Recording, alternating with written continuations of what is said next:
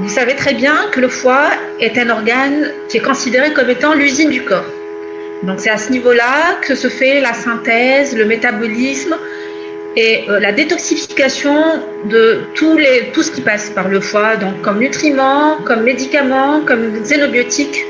Et le sang donc passe par là-bas pour être finalement filtré, utilisé, et c'est un organe de stockage.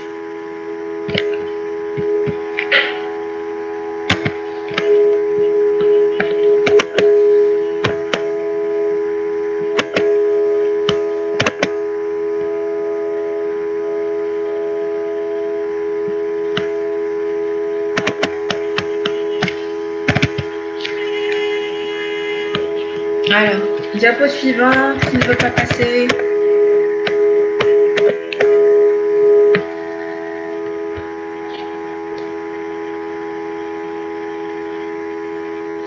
Alors, pourquoi allons-nous parler de foie et médicaments? Tout simplement parce que le foie, comme je vous l'ai dit, joue un rôle capital dans le métabolisme en général et dans le métabolisme des médicaments en particulier, surtout ceux qui sont administrés par voie orale. Les médicaments peuvent entraîner, lorsqu'ils sont hépatotoxiques, différents types de lésions hépatiques. On peut avoir des lésions qui vont atteindre l'hépatocyte, c'est-à-dire la cellule hépatique. Les canalicules biliaires, c'est-à-dire les cellules au niveau des voies biliaires intrahépatiques et parfois même extrahépatiques.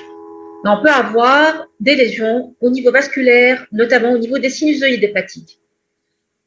Ce qui en résulte des tableaux cliniques variés qui vont donner ce qu'on appelle les hépatites ou les hépatopathies médicamenteuses, qui sont heureusement le plus souvent réversibles, mais parfois elles peuvent évoluer fatalement vers l'insuffisance hépatique aiguë qui doit être traitée par transplantation hépatique, ou bien plus rarement vers la cirrhose. Donc le risque des hépatopathies médicamenteuses et des hépatites médicamenteuses, c'est d'une part dans la forme aiguë l'hépatite fulminante et dans la forme chronique la cirrhose hépatique et ses complications que vous connaissez maintenant.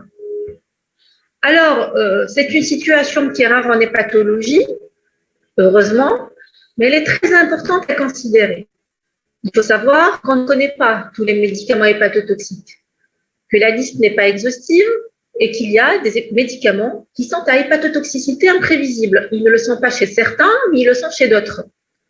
Il faut savoir aussi que les hépatites aiguës médicamenteuses sont de l'ordre de 3 à 10% de toutes les hépatites aiguës aux États-Unis.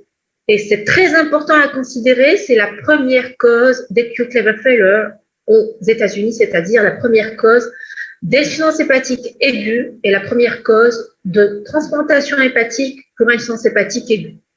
C'est la première cause de mortalité médicamenteuse, c'est-à-dire que quand le médicament est néphrotoxique, quand le médicament est peut-être cutanéotoxique, il ne va pas entraîner autant de létalité, autant de mortalité que lorsqu'il est que lorsque la toxicité est médicamenteuse. Il faut savoir aussi que c'est la première cause d'arrêt des essais thérapeutiques, de retrait de médicaments sur le marché ou bien de restrictions médicamenteuses. Donc, on essaye de mettre en œuvre un traitement, une molécule qui, au cours des essais thérapeutiques, va s'avérer être hépatotoxique et on va l'arrêter. Sinon, on la met sur le marché, on voit que finalement, elle n'est pas aussi bonne que ça et on restreint son indication thérapeutique ou on l'annule carrément.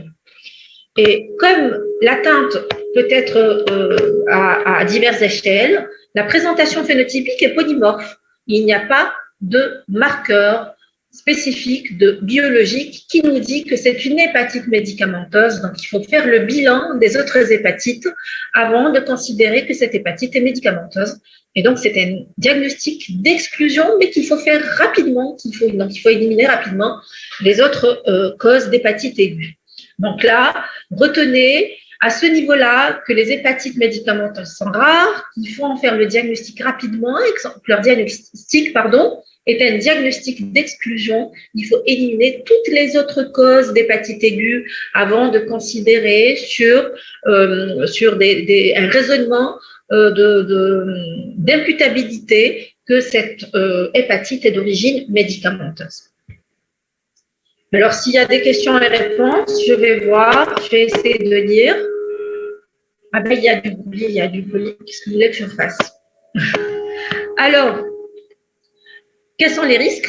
Je l'ai dit, le risque, c'est l'insuffisance hépatique aiguë qui va donc se manifester par un ictère et une encéphalopathie hépatique et le décès.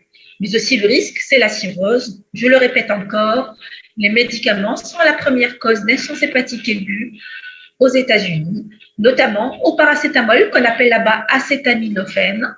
Donc 40 à 50% de ces hépatites sont d'origine sont liées au paracétamol, au mésusage, à la mauvaise utilisation du paracétamol. Et puis, de plus en plus à la mode, parce qu'on pense qu'on est bio, on pense qu'on se rapproche de la nature, on prend beaucoup plus de plantes et de compléments alimentaires, notamment de tisanes, pour maigrir, pour grossir, pour mincir, pour embellir. Et finalement, ces plantes et compléments alimentaires vont s'avérer être de la phytothérapie toxique pour le foie, et c'est à 10% à égalité avec les autres causes d'hépatite aiguë virale, c'est-à-dire une hépatite aiguë virale A fulminante ou B.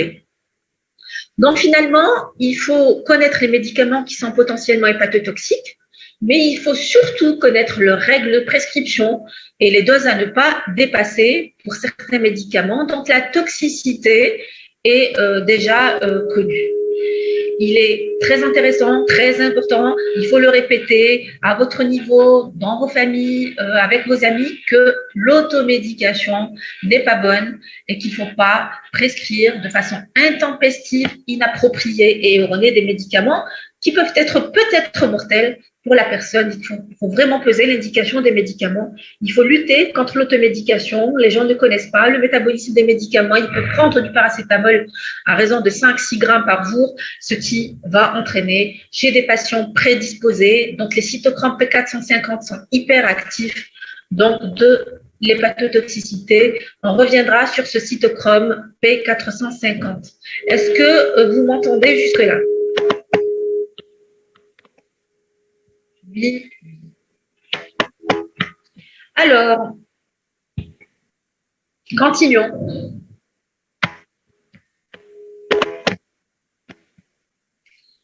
Alors, quelle est l'épidémiologie de ces hépatites médicamenteuses? Il faut savoir qu'elle est mal appréciée. Pourquoi? Parce que parfois, il y a des hépatites médicamenteuses qui peuvent passer inaperçues parce que le patient va présenter une perturbation du bilan hépatique qui n'a pas été recherchée après la prise du médicament. Il y a plus de 1000 médicaments qui sont connus et qui sont incriminés comme étant des médicaments hépatotoxiques. Donc la fréquence est sous-estimée, car souvent asymptomatique, et le diagnostic n'est pas fait.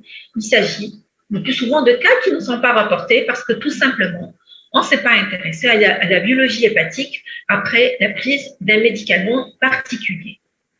À l'inverse, ça peut être aussi surestimé parce que environ la moitié de ce qu'on a considéré comme étant des hépatites médicamenteuses vont se révéler à la fin, et après avis d'experts, après qu'on ait revu le dossier du patient, comme étant en fait d'autres maladies du foie, peut-être une stéatohépatite métabolique, une hépatite virale B, une hépatite virale C, une hépatite A, une hépatite E.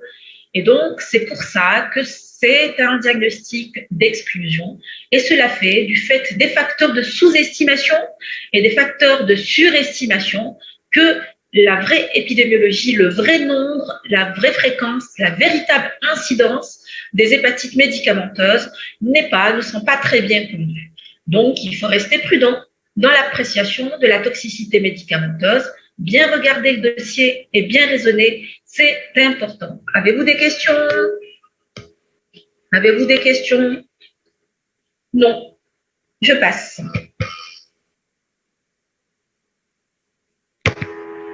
Alors, là, je ne sais pas si c'est bien visible.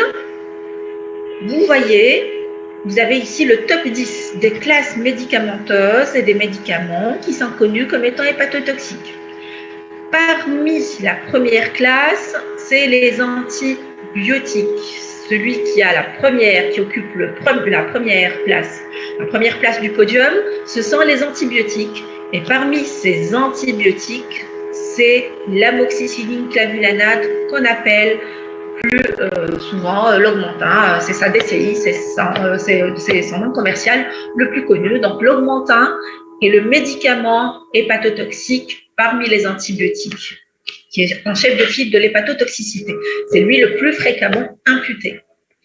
Ensuite, après les antimicrobiens, c'est-à-dire après les antibiotiques, vont venir les suppléments alimentaires et la phytothérapie,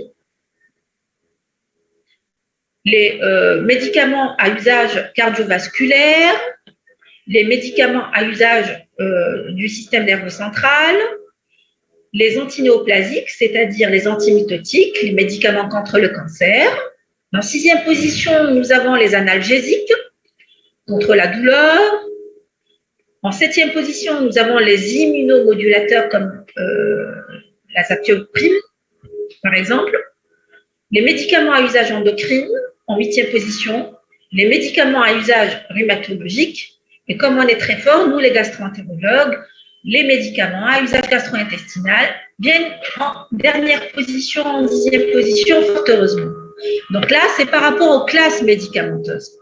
Maintenant, par rapport aux agents médicamenteux, c'est-à-dire par rapport aux médicaments, donc en premier lieu, je vous l'ai dit tout à l'heure, c'est l'augmentin, l'amoxicilline, acide clavulanique. En deuxième position, c'est un autre antibiotique, c'est l'isoniazide qu'on utilise pour traiter la tuberculose dans toutes ses formes intestinales, extra-intestinales, pulmonaires. En troisième lieu, la nitrofurantoïne, qui est un autre antibiotique. En quatrième, c'est le sulfaméthoxazole trimétoprine, comme on appelle communément le Bactrim. C'est le nom commercial le plus connu, donc c'est un autre antibiotique. Vous voyez là, nous en avons déjà 1, 2 et 3. En 5e position, la minocycline, un autre antibiotique. En 6e position, la céphalosporine, un autre antibiotique. En 7e position, l'azithromycine, qu'on utilise assez fréquemment actuellement pour traiter la COVID-19, donc le Zithromax, en 7e position. En 8e position, un autre antibiotique, le ciprofloxacine. Ensuite, le lévofloxacine, qui est un autre antibiotique, pour enfin, en 10e position, le diclofénac que nous prenons comme le paracétamol de façon large à manue, de façon très très large. Et donc, il faut lutter, surtout chez les femmes, contre cette prise intempestive de diclofénac, c'est-à-dire de Voltaren, pour des dysménorrhées, pour des maux de tête. On a tendance à le prendre de façon inopinée, de façon inappropriée. Il peut être hépatotoxique. Nous avons eu déjà des cas de toxicité hépatique, parfois fatale, au diclofénac. Donc, il faut faire attention à ce que vous prescrivez et à ce que vous prenez et à ce que prennent les autres. Vous entendez? Est-ce que vous entendez? Oui, on continue. Non, il ne faut pas tous les apprendre, il faut les connaître. Donc, il faut savoir déjà que les antibiotiques, c'est la première classe médicamenteuse. J'en profite pour répondre à vos questions. Donc, les antibiotiques, c'est la première classe médicamenteuse à l'origine d'une hépatotoxicité. Donc, il faut vraiment regarder les antécédents du patient, c'est un bilan hépatique avant de prescrire certains médicaments, l'augmentin notamment, et puis le diclofénac et aussi le paracétamol qu'on verra tout à l'heure, qui a une toxicité dose dépendante. Très bien. Maintenant qu'on a vu un peu l'épidémiologie et les médicaments principaux qui sont à l'origine d'une probable hépatite médicamenteuse, nous allons voir s'il y a des facteurs de risque qui vont faire en sorte que tel patient, par rapport à un autre, va présenter une hépatotoxicité médicamenteuse. Donc, pourquoi l'un et pourquoi pas l'autre? Alors, l'âge. L'âge n'est pas un facteur de risque principalement. C'est un facteur de risque pour certains médicaments uniquement. Alors, vous savez que le sujet âgé est considéré comme étant un sujet qui est déjà plus susceptible à développer une hépatopathie ou une hépatite médicamenteuse. Pourquoi? Parce que déjà, le foie devient sénescent, il vieillit, donc il ne fait plus le même travail, il n'a plus les mêmes compétences, il ne peut plus travailler comme le foie d'un jeune. Mais ce n'est pas la raison principale. Il faut savoir que le sujet âgé est souvent polymédiqué. Il va y avoir des interactions médicamenteuses avec peut-être des médicaments qui vont aller surentraîner ce cytochrome P450 qui est à l'origine du métabolisme des médicaments et donc entraîner une accumulation de métabolites réactifs qui peuvent être toxiques pour le foie. On y reviendra au cours de la physiopathologie. Donc, le sujet âgé paraît être un facteur de risque, mais c'est un facteur de risque qui est biaisé par la polymédication. Il faut savoir que l'âge est par contre un facteur de risque pour certains médicaments spécifiques. Alors, l'acide valproïque qu'on utilise pour le traitement des convulsions, donc c'est un médicament à usage neurologique pour traiter les convulsions, peut donner des hépatites chez l'enfant de moins de 10 ans. Il est rarement le cas chez les patients de plus de 10 ans. Il peut donner une ALF, c'est-à-dire une insuffisance hépatique aiguë chez le nourrisson de moins de 2 ans, donc il faut faire attention à cet acide valproïque. L'isoniazide, vous avez vu qu'il était parmi les top 10. Et l'amoxicilline acide clavulanique, c'est-à-dire l'augmentant, le premier sur la liste. Donc, ont une hépatotoxicité plus importante chez le sujet de plus de 50 ans, avec une prédominance cholestatique chez le sujet âgé versus le sujet jeune. C'est tout. Mais sinon, pour les autres médicaments, ce n'est pas vraiment, l'âge n'est pas vraiment un facteur de risque. C'est juste le fait que le patient est polymédiqué et que son foie n'est pas capable de recevoir cette polymédication. Maintenant, on sait aussi que parfois, certains médicaments sont beaucoup plus hépatotoxiques chez la femme. On a l'impression que les femmes sont beaucoup plus susceptibles à l'hépatotoxicité médicamenteuse que les hommes. Alors, il faut savoir aussi qu'en pour l'âge, c'est un facteur qui est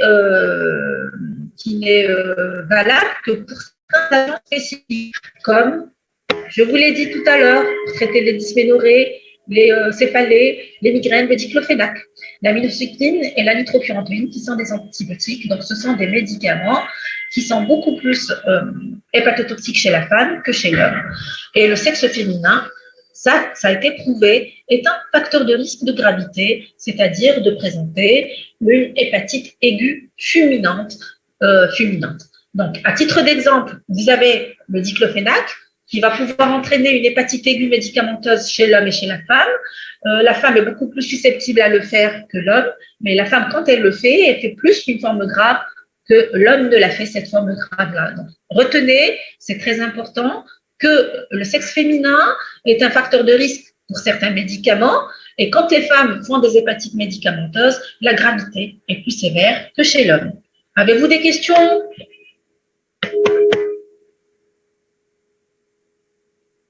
On va arriver au paracétamol, il y a du bruit, c'est ça c'est pas de ma faute. Essayez de supporter. Très bien.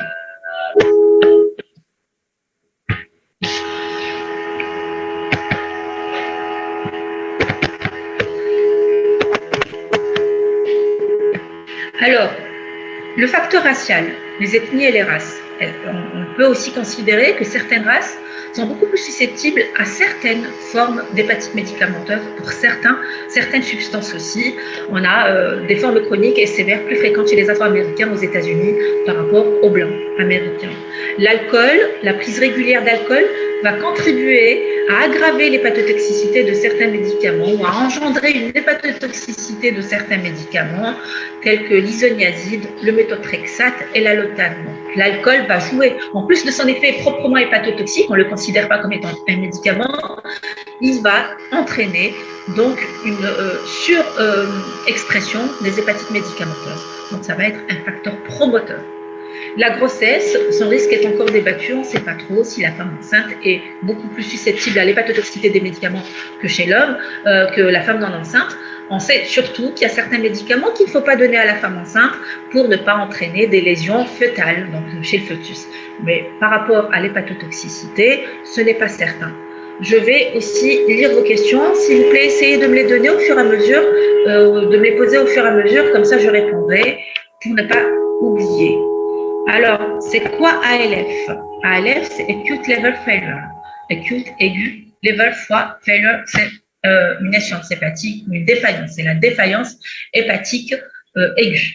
C'est ça l'ALF, donc on l'écrit comme ça, retenez que c'est la défaillance hépatique aiguë, une insuffisance hépatique aiguë. Pourquoi il n'y a pas le paracétamol dans la liste? Il n'y a pas le paracétamol dans la liste, on le verra tout à l'heure parce que c'est un médicament qui est, je vous l'ai dit tout à l'heure, qui est hépatotoxique par rapport à sa dose. Et quand on l'utilise à des doses qui sont ordinaires, normales, à moins de 3 grammes jour, il n'est pas hépatotoxique. Et souvent, c'est cette dose-là qui est utilisé.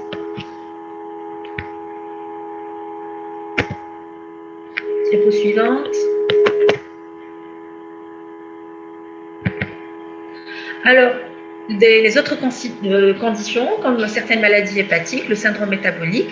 Le syndrome métabolique est un facteur de risque de survenue de stéatohépatite pour certains médicaments, tels que le tamoxifène qui est utilisé dans le traitement du cancer du sein et le méthotrexate aussi, qui est un immunomodulateur.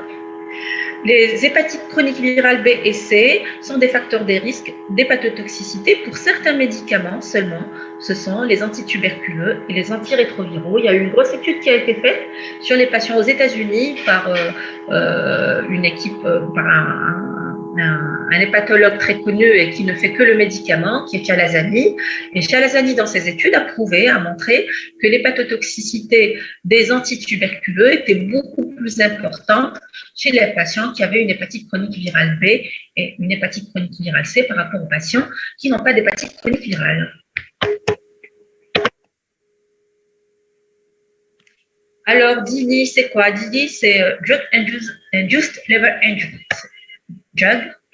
Drogue, induced, induite, liver, foie, injury, lésion. C'est les lésions hépatiques induites par les drogues étant les médicaments.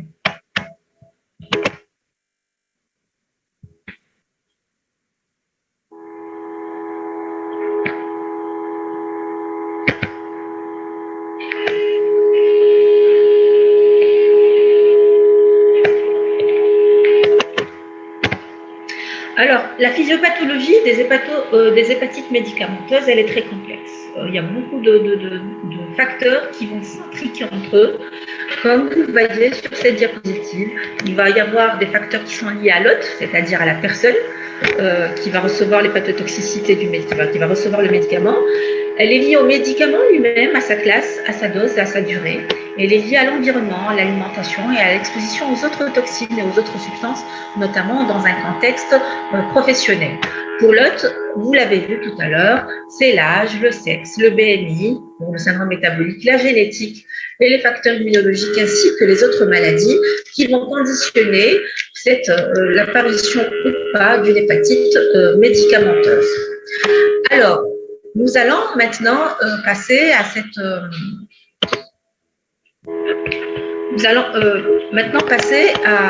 au métabolisme hépatique des médicaments ou à la physiopathologie. Donc, comme vous le savez, les médicaments sont des substances exogènes qui viennent de l'extérieur, qu'on va prendre généralement, qu'on va avaler et qui vont passer par la circulation portale pour aller vers le foie. Le foie va les métaboliser pour qu'ils puissent exercer leur action.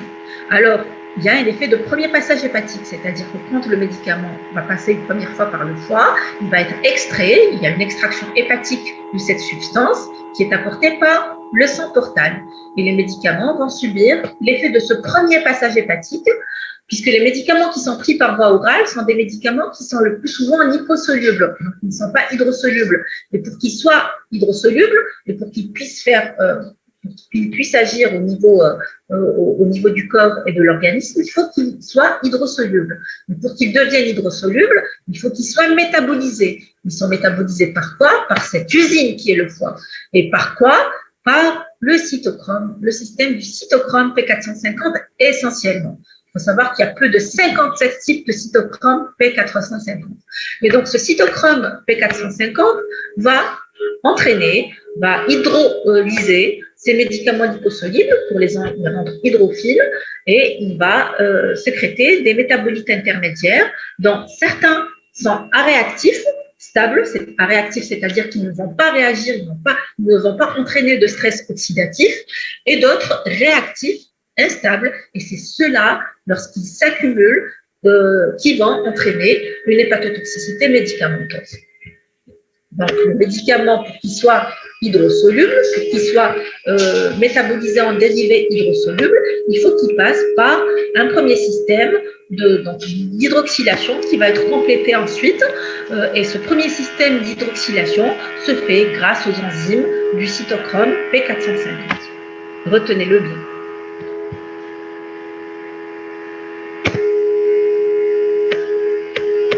Y a-t-il des questions ? Non.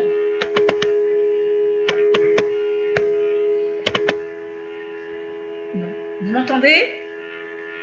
Est-ce que vous m'entendez bien? Quelqu'un peut me répondre en écrit, s'il vous plaît? Oui, madame, merci. Merci, Emine, merci, Selma, merci, merci tout le monde. Mais avec un parasite, désolé.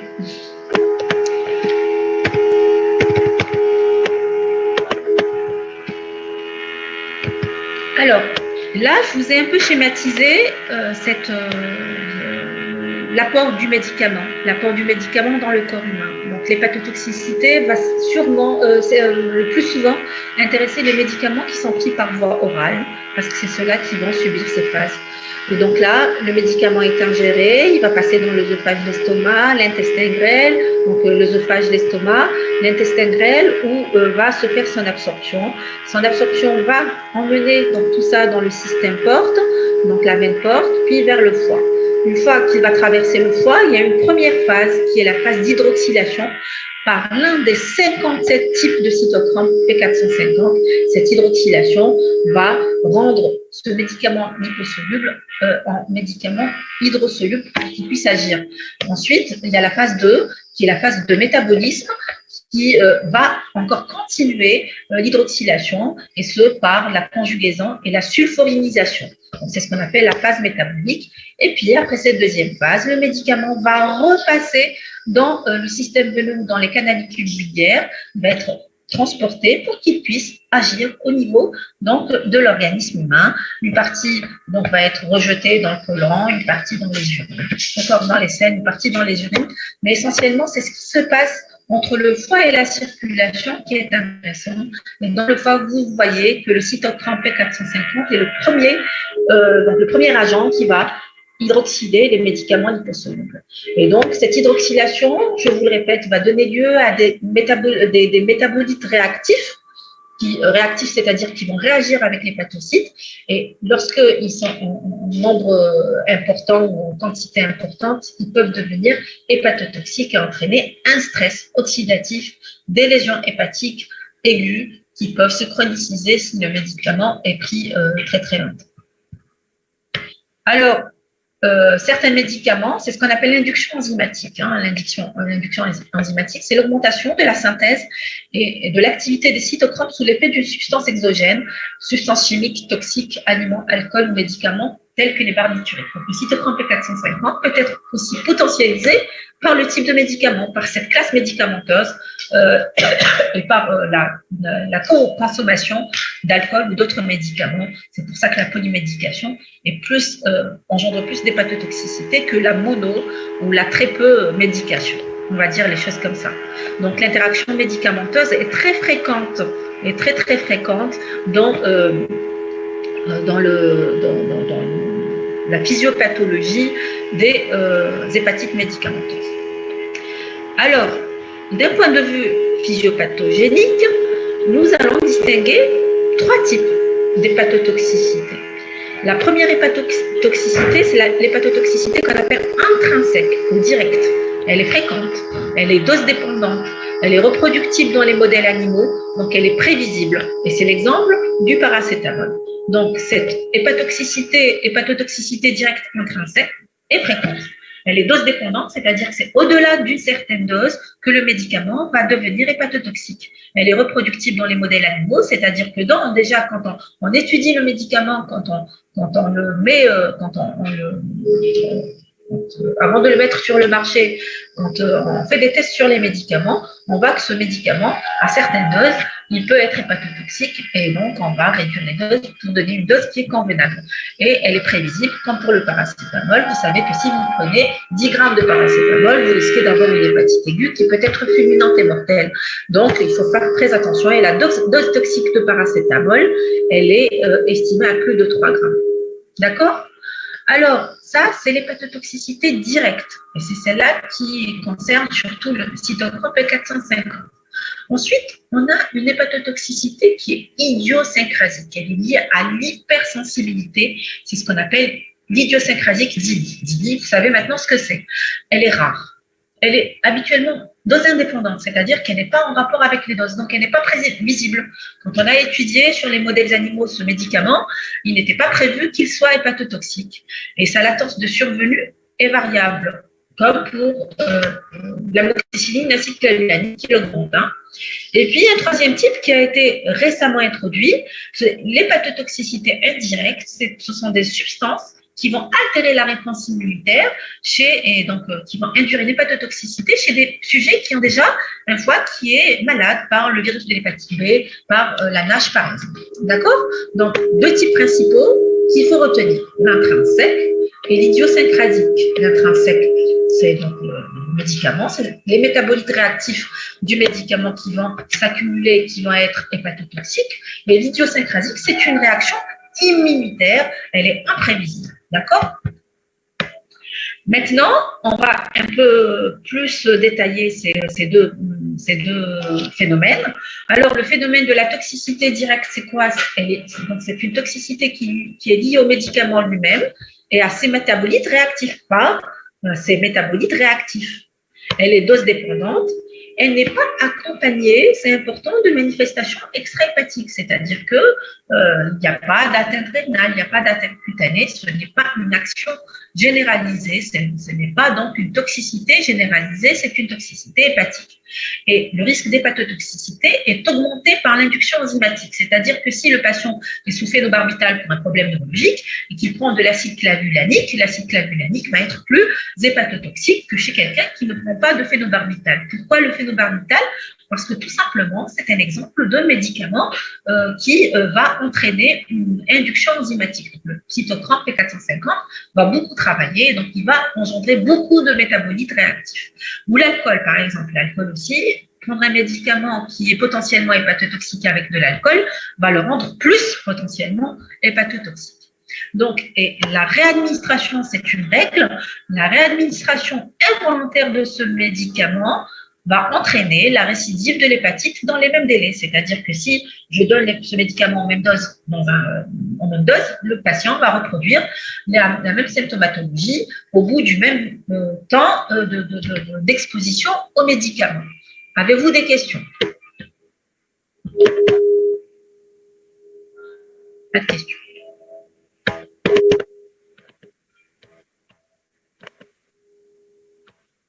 Très bien. Ça, c'est la toxicité directe. Maintenant,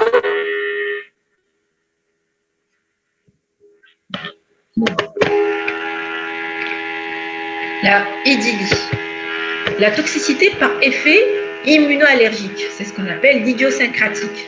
Donc, les métabolites réactifs avec les protéines membranaires hépatocytaires, lorsqu'ils se lient aux protéines membranaires des hépatocytes, donc il y a le médicament qui va être donc métabolisé, il va donner des métabolites réactifs. Ces métabolites réactifs vont se lier aux protéines membranaires des hépatocytes et engendrer une réaction immunitaire, donc une sorte d'hépatite dysimmune qui est liée au médicament et qui va entraîner une destruction hépatocytaire avec, comme c'est une réaction immunitaire, une production d'auto-anticorps, anti-mitochondrie ou anti-ALK1. Elle n'est pas dose dépendante, donc on peut avoir une hépatotoxicité de type immunoallergique idiosyncratique pour des doses minimes de médicaments, et celle-ci, contrairement à la toxicité directe, est associée à des manifestations extra-hépatiques de type allergique, puisque la réaction est immunoallergique, donc elle est généralisée, c'est une réaction d'hypersensibilité généralisée.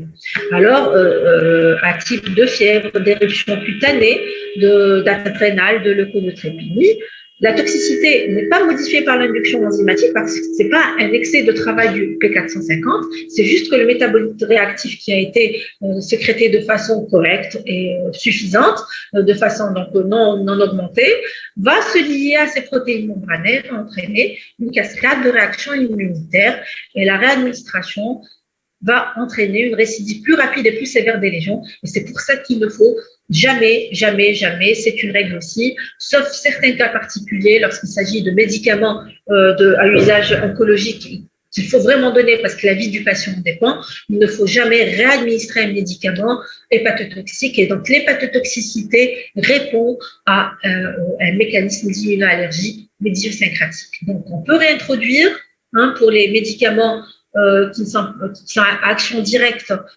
avec des doses moins importantes, mais on ne peut pas réintroduire pour les médicaments qui ont une action immunoallergique médiosyncratique, même avec des doses beaucoup moins importantes. C'est bon? Vous m'entendez? Est-ce que vous arrivez à suivre? Quelqu'un peut-il me répondre, s'il vous plaît?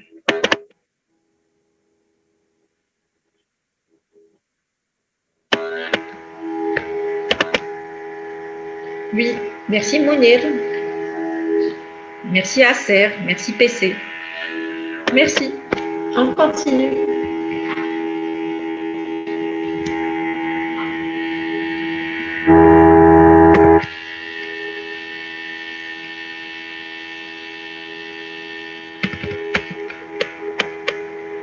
Quelqu'un a posé une question?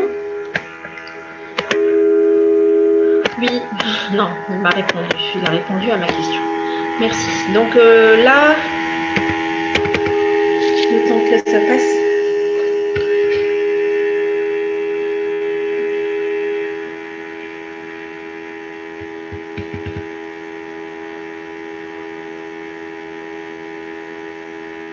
Je suis désolée. La diapo tarde à venir.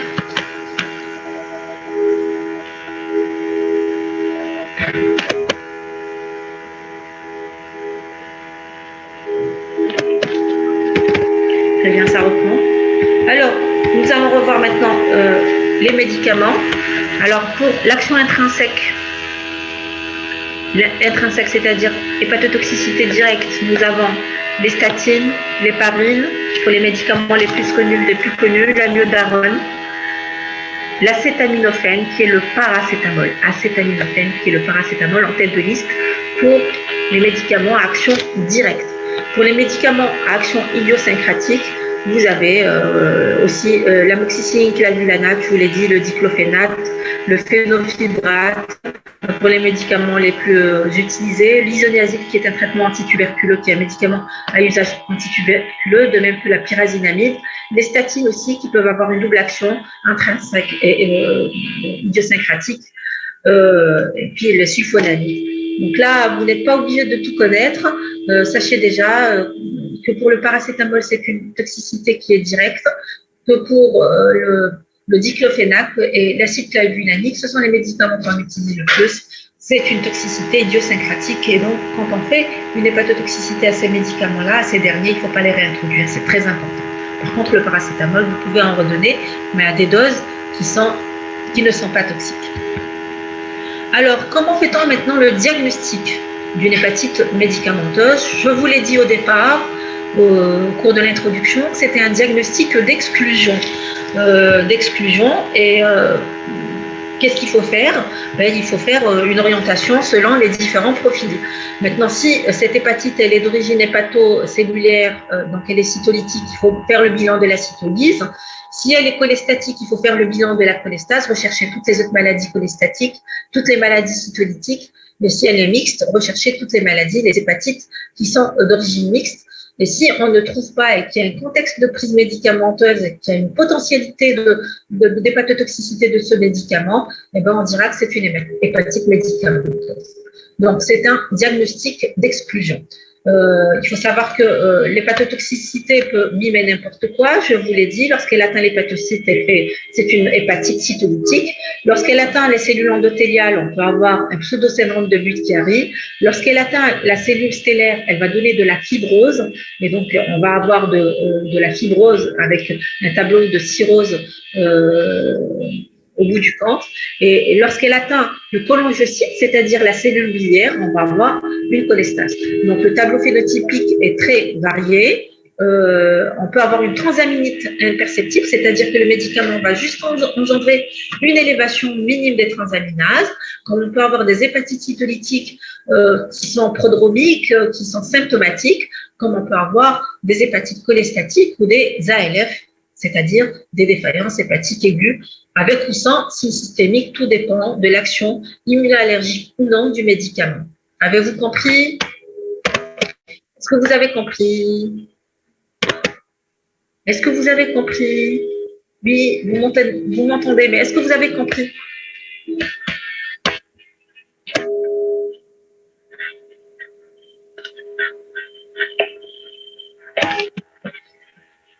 Pas de questions?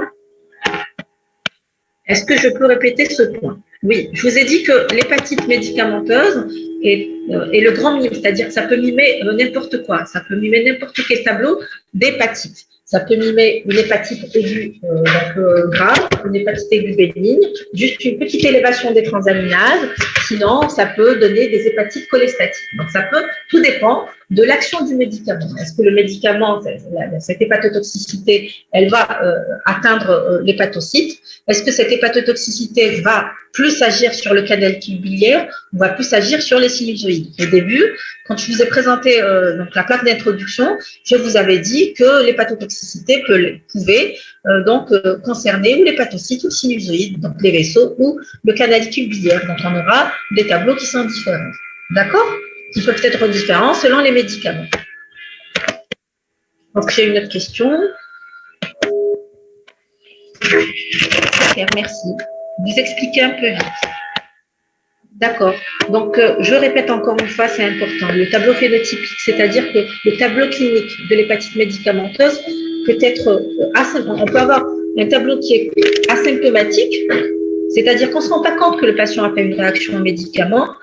On s'en rendrait compte si on avait pratiqué un bilan hépatique, notamment si on avait dosé les transaminases, mais puisqu'on ne le fait pas, c'est pas dans les habitudes, on ne va pas s'en rendre compte. C'est une hépatite qui va passer inaperçue au médicament, surtout lorsqu'elle n'est pas grave. Lorsqu'elle est symptomatique, lorsqu'elle devient grave, lorsqu'elle devient un peu plus sévère, on va avoir des symptômes qui sont de sévérité variable jusqu'à donner une hépatite aiguë fulminante lorsqu'elle est très grave. On peut avoir aussi des hépatites cholestatiques, c'est-à-dire avec une cholestase, avec un ictère, avec des phosphatases alcalines élevées, des gamma-GT élevés, parce que cette toxicité a plus concerné les canalicules biliaires que la cellule hépatique qu'on appelle l'hépatocyte. D'accord? Voilà. J'espère que c'est clair maintenant.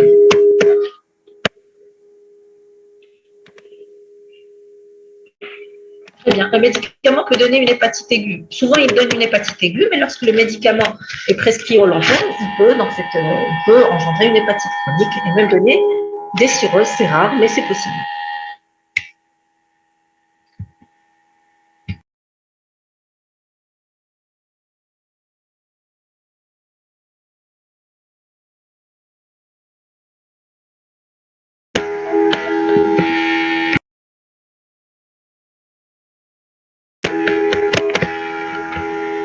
Alors, quand on suspecte une hépatotoxicité médicamenteuse et donc dans toutes les atteintes hépatiques, qu'est-ce qu'il faut faire? Il faut voir d'abord si cette hépatotoxicité elle est plus cytolytique, elle est plus cholestatique ou elle est mixte. Il faut d'abord la typer. Est-ce que c'est une hépatite cytolytique? Est-ce que c'est une hépatite cholestatique? Est-ce que c'est une hépatite qui est mixte? On dit qu'elle est cytolytique lorsque les alates sont supérieures ou égales à 5 fois la normale et que le rapport alate sur azate est supérieur à 2 fois la normale. D'accord? On dit qu'elle est cholestatique lorsque le ratio, les alates sur les phosphatases alcalines en limite supérieure de la normale est inférieur à 2. On dit qu'elle est mixte lorsque le ratio, c'est-à-dire lorsqu'on fait diviser les alates en nombre de fois la normale sur les phosphatases alcalines en nombre de fois la normale, on va trouver un chiffre qui est inférieur à 2. Je vous donne un exemple. Par exemple, vous avez des transaminases à 1000, ce qui va correspondre sur le bilan du patient à 12 fois la normale. Et vous avez un taux de phosphatase alcaline à 2000, à 500, ce qui correspond chez le patient, en fonction des normes du laboratoire, à 5 fois la normale.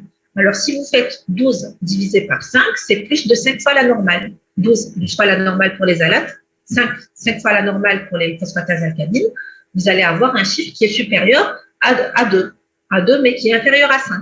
Donc là, c'est une hépatite qui est mixte. Si vous avez les alates qui sont à 100 fois la normale, 100 fois la normale, c'est-à-dire plus de 4000 par exemple, Mais si vous avez des phosphatases alcalines à 5 fois la normale, quand vous divisez le sang divisé par 5, vous allez avoir un chiffre qui est supérieur à 5. Et donc là, l'hépatite, elle devient cytolytique. On va faire le bilan de la cytolyse, on va rechercher les cytolyses. Lorsque ce rapport est inférieur à 2, lorsque la cholestase l'emporte sur la cytolyse, là, on va faire le bilan de la cholestase avant de dire que la maladie est d'origine médicamenteuse. Est-ce que vous avez compris?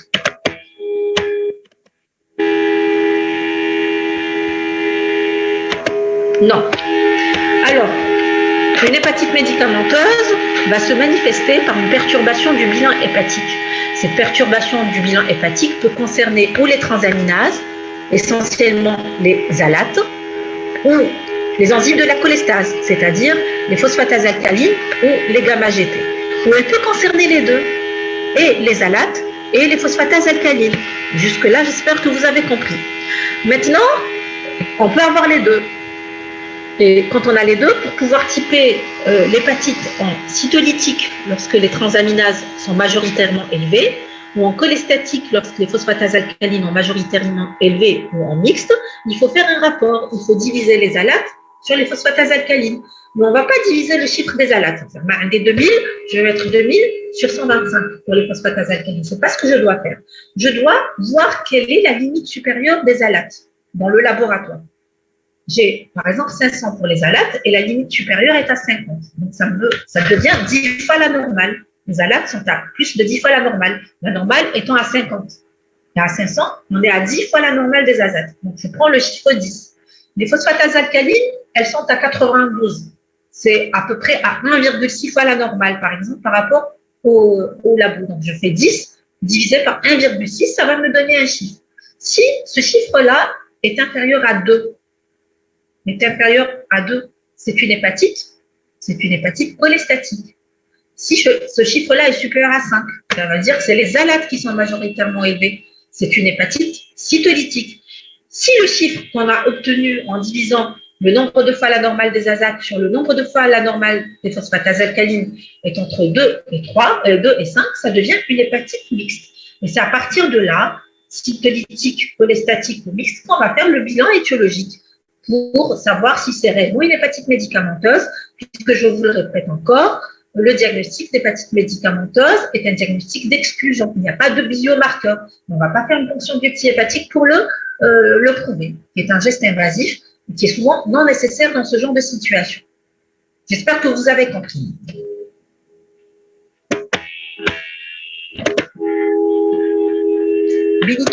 Bilirubine totale. Donc, je pense que vous avez compris, on passe.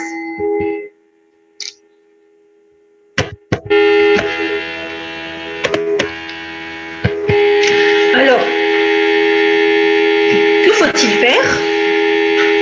Donc, il faut éliminer les autres causes. Il faut faire une sérologie virale B, rechercher une réactivation virale B, faire une PCR du VHC pour éliminer donc une hépatite C, faire l'IgM anti-VHE et le RNA-VHE pour éliminer une hépatite aiguë E.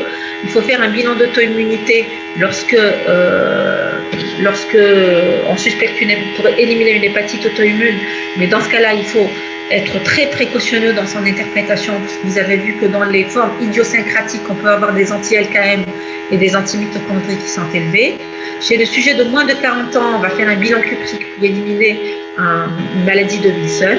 Et lorsqu'il y a des adénopathies, de la fièvre, on peut faire donc des sérologies de cytomégalovirus et d'herpesvirus pour les hépatites non alphabétiques. Non A, non B, non C. Il faut voir la sérologie A, la sérologie B, la sérologie C, la sérologie E, la sérologie delta lorsqu'il y a le B, et éliminer toutes les autres causes d'hépatite dans les formes cytolytiques avant de dire que c'est probablement une hépatite médicamenteuse selon le contexte clinique. Alors, très bien.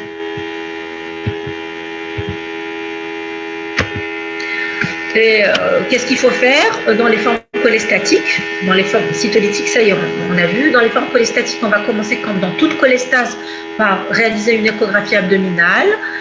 Et puis, et même dans les formes hépatotoxiques, on le fait, cytolytiques, on le fait, on va faire une échographie. Dans les formes cytolytiques, l'échographie est suffisante, elle va éliminer un problème biliaire. Dans les dilies cholestatiques, si on n'a rien, il faut peut-être aller faire une biliaire pour éliminer une atteinte congélaire médicamenteuse, c'est-à-dire une cholangite médicamenteuse. Et dans les dilies qui sont douloureuses, on va faire une TDM afin d'éliminer un problème biliaire qui est à l'origine des douleurs. Et donc, on va peut-être dire que c'est une hépatite médicamenteuse, or que c'est peut-être un calcul biliaire qui est en train de faire mal au patient.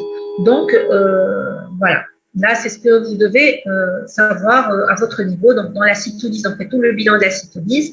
Dans la forme cholestatique, on fait une échographie abdominale et on peut compléter par une biliaire pour éliminer un problème biliaire avant de dire que le problème qu'a présenté le patient est un problème médicamenteux. Donc, une échographie abdominale doit être pratiquée chez tous les patients qui sont suspects de dylie et le recours aux autres moyens d'imagerie sera discuté en fonction du contexte clinique. Alors, doit-on faire une biopsie hépatique? Une biopsie hépatique peut être discutée chez certains patients sélectionnés.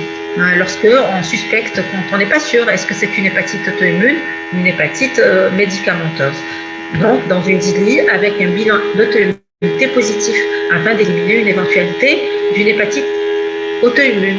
Et lorsque, même après avoir arrêté le médicament, on va voir que le patient va continuer à avoir des lésions, une perturbation du bilan hépatique. Donc, les anomalies biochimiques vont persister et même à l'imagerie, si on a trouvé des anomalies à l'imagerie, vont persister malgré l'arrêt du médicament mis en cause. Et donc, dans ce cas-là, on va faire une fonction de biopsie hépatique pour voir s'il n'y a pas autre chose qu'on a confondu avec une hépatite médicamenteuse qui a été révélée par une atteinte médicamenteuse. D'accord? Alors, les formes cliniques, donc je vais passer rapidement, c'est les cytolytiques, dont je vous en ai parlé. La mixte, lorsque alate phosphatase alcaline entre 2 et 5. La forme cytolytique, lorsque alate sur phosphatase alcaline est supérieure à 5. Elle peut être symptomatique ou asymptomatique. Et puis les hépatites chroniques, lorsque le médicament n'a pas été détecté comme étant hépatotoxique et qu'on l'a continué au long cours. Et donc il était méconnu, ça a induit une chronicité. D'accord? Et ça va donner une hépatomégalie, des sénescences hépatocellulaires, d'hypertension portale lorsque on atteint le stade de cirrhose. Alors là, les autres formes, on peut avoir des stéatohépatites d'origine médicamenteuse, par exemple aux oestrogènes, à la nifedipine, au tamoxifène, mais aussi aux corticoïdes. On peut avoir des granulomatoses hépatiques à l'augmentin, par exemple. Ce sont des lésions hépatiques qui vont donc accompagner cette atteinte médicamenteuse. On peut avoir des lésions vasculaires telles que la péliose ou la maladie véno-occlusive lorsque ces médicaments ont entraîné des lésions vasculaires. D'accord? Donc il y a les formes hépatocytaires, cholangiocytaires et vasculaires. Alors, que faut-il faire quand on suspecte une dylie? Là, c'est la partie la plus importante du cours. Il faut savoir ce qu'il faut faire. Lorsqu'on suspecte une atteinte médicamenteuse, une hépatite médicamenteuse, on va faire une enquête d'exposition aux médicaments et au PCA. Les PCA, c'est la phytothérapie, d'accord? Et complément alimentaire, phytothérapie et complément alimentaire. On va faire une enquête exhaustive, demander au patient, à sa famille, s'il a pris des médicaments, quels sont ces médicaments, et est-ce qu'il a pris de la phytothérapie, des tisanes pour grossir, pour maigrir. Donc, tout dépend de cette indication. Ensuite, après cela, il faut calculer le ratio alate sur phosphatase alcaline pour voir si c'est une hépatite qui a un profil phénotype cytolytique, si c'est une hépatite qui a un phénotype cholestatique ou qui a un profil mixte. Et en fonction de ce profil, on va rechercher, on va faire un bilan. Dans la cytolytique, comme je vous ai dit, ce qu'il fallait faire. Dans la cholestatique, il faut compléter parfois par une BIRM. On discutera la PBH lorsque ce n'est pas clair. Et qu'est-ce qu'il faut faire aussi? Il faut arrêter tous les médicaments qui ne sont pas essentiels, ça c'est important. Il faut rechercher des signes en faveur d'une toxicité autre qu'hépatique. Il faut donc, les cytolytiques, ce qu'il faut faire, la cholestatique, et discuter la PDH lorsque on suspecte une hépatite auto-immune. Maintenant, quelles sont les mesures? Comment traiter une hépatite d'origine médicamenteuse? Donc, il faut arrêter le médicament impliqué, arrêter la photothérapie et les compléments alimentaires impliqués et tous les médicaments qui ne sont pas essentiels, qui ne sont pas vitaux et qui vont tuer le patient si on les arrête. Donc, en principe, si c'est une hépatopathie médicamenteuse, on va avoir une résolution rapide en jour ou en semaine. Dans la majorité des cas, ça ne dépasse pas les 3 mois. C'est un critère important de causalité. Si vous voyez que le patient a perturbé son bilan hépatique sous un médicament particulier, en l'arrêtant, ça se normalise et le reste du bilan est négatif, on est en droit de dire que c'est une hépatite d'origine médicamenteuse. Maintenant, en cas d'ictère, là, il faut surveiller cliniquement et biologiquement, hospitaliser en cas de coagulopathie ou d'encéphalopathie parce que l'ictère peut peut-être être le signe d'un début d'ALF, donc de défaillance hépatique aiguë. Les mesures spécifiques, est-ce qu'on peut donner des médicaments particuliers pour traiter cette hépatotoxicité médicamenteuse? Alors, la cholestéramine, on peut la donner pour certains médicaments, comme la terbinafine et le flévonomide. Pourquoi? Parce qu'elle va s'accrocher à ces médicaments-là et elle va diminuer de sa toxicité. Le N-acétylcystéine va être donné en cas d'hépatite aiguë grave. La carnitine, c'est un antidote de l'acide valproïque. L'AUDC, c'est-à-dire l'acide urso-désoxycholique, va être prescrit dans les dinicolestatiques sans aucune preuve d'efficacité. En cas d'insuffisance hépatique aiguë et de défaillance hépatique aiguë, donc d'hépatite fulminante, d'hépatite subfulminante, le traitement reste la transplantation hépatique qui doit être faite dans le cadre de l'urgence, sinon le patient risque de périr et de mourir. Donc, dans ces cas-là, le N-acétylcystéine sera administré rapidement dès lors où il y a une encéphalopathie hépatique et pour toute ALF d'origine idiosyncratique.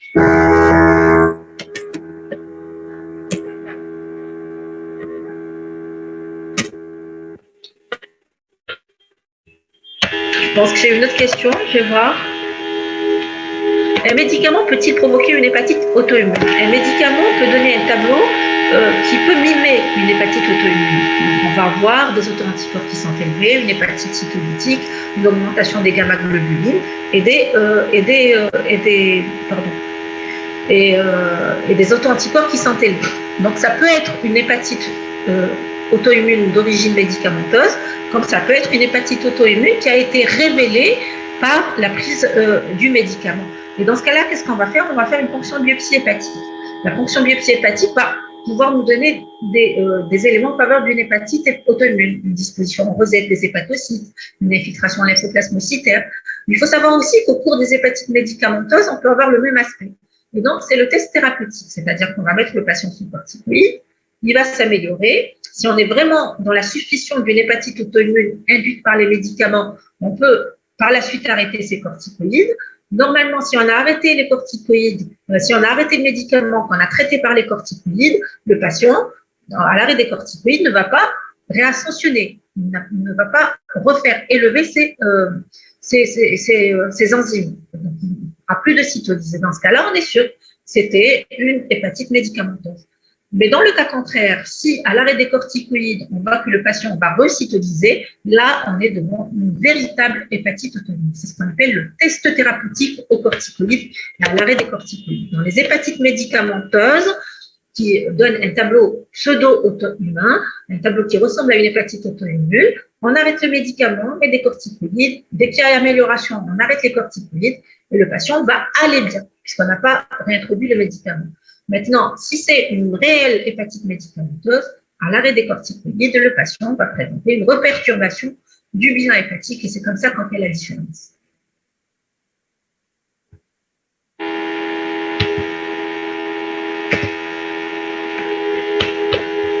C'est bon? Très bien.